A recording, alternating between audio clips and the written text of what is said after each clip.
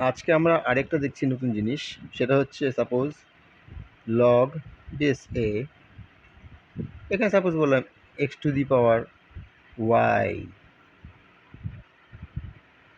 একটা নাম্বার আছে, যে নাম্বারের নাম্বারকে ভাঙলে পরে বেস এ আসে, এতে ভাঙলাম এবং x to the power y. এটা মানে বোঝাবে ওয়াই টাইমস, এখানে ইন্টু দিতেও পারি নাও দিতে পারি, ওয়াই টাইমস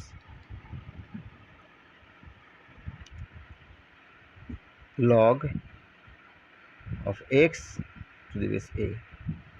দেখতে একটু খটকা লাগছে, কিন্তু আমরা ব্যাপারটা বোঝার চেষ্টা করছি। সাপোজ একটা নাম্বার বললাম, যেমন লগ বেস 10 করছি, ওকে। এখানে আমরা একটা কাজ করি, 10-এর স্কোয়ার নিচ্ছি,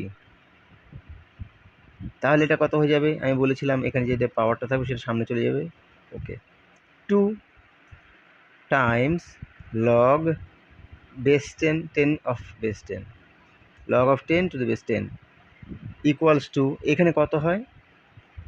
এখানে হয় লগ বেস আর নাম্বারটা যদি সেম থাকে তাহলে অ্যান্সারটা হয়ে যায় 1। এটা কি করে হয় একটু পরে আসছি আমরা। এটার ভ্যালু হয়ে গেল 1, তাহলে 2 ইন্টু 1 মানে 2। এইবার আমরা দেখছি একটা জিনিস, এবার এই পার্টে আসি। যদি আমাদের লগ বেস 10 থাকে, অফ 10 স্কোয়ার হয়, আমরা নাম্বারটাকে এক্স ধরলাম, ওকে। দেয়ারফর লগের ল হিসেবে বা আমাদের রুল হিসেবে কি জানি, 10 two the power 10 two the power x is 10 square. এখন বুঝতে পারছো, বেস সেম হয়ে গেছে, ইকুয়াল দেওয়া আছে, তাহলে এক্সের ভ্যালু কত হওয়া উচিত? 2। এই যে চলে আসছে 2। এইবার আমরা আসছি কোনো একটা নাম্বার, সাপোজ একটা নাম্বার বললাম লগ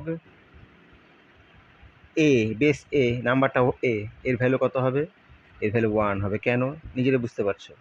এখানে দেখো কেন হবে, আমরা যদি উল্টো চিন্তা করি, লগের লটাকে চিন্তা করি বা রুলটাকে চিন্তা করি, তাহলে এইটার পাওয়ার কত হয়? দেখো এ টু দি পাওয়ার 1-এর ভ্যালু কত হয়? এই হয়।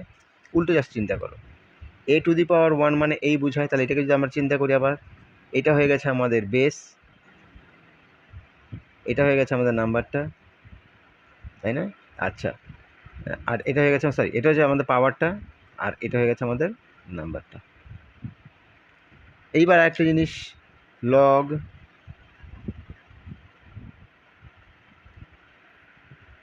এখানে আমরা একটা কাজ করব, যদি আমরা মনে করো যে কোনো বেস থাক না কেন, মনে করো এ অফ 1, এটা 0 হয়। কেন? আবার উল্টো চিন্তা করছি, দেখো আমরা জানি যে কোনো নাম্বারে পাওয়ার এ বি সি ডি, যে নাম্বারই হোক না কেন, যে কোনো বেস হোক না কেন, সেই বেসের আমরা এই ধরছি এ টু দি পাওয়ার 0 ভ্যালু কত হয়? সবসময় 1 থাকে।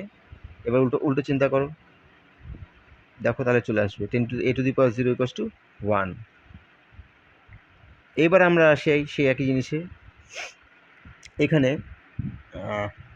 সাপোজ বললাম যে হচ্ছে আমরা বেস এবার 10-এর বেসে ধরছি, দেখো সুবিধা হবে আমাদের তাহলে কিছু অঙ্ক বুঝতে। আমরা 10-এর বেসে অঙ্ক করছি, তাহলে আমাদের বুঝতে কিছুটা সুবিধা হবে।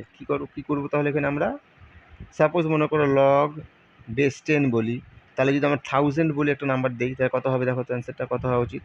Question mark. আমরা এখানে একটা সলভ করি অঙ্কটা, ছোটো একটা অঙ্ক, লগ বেস 10, এটা কত কত করা যায়?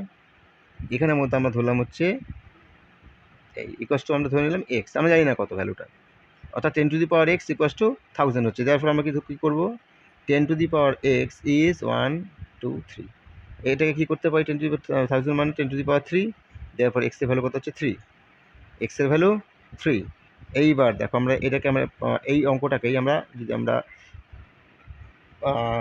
লগুলোকে ইউজ করি তাহলে খুব সহজে করতে পারবো।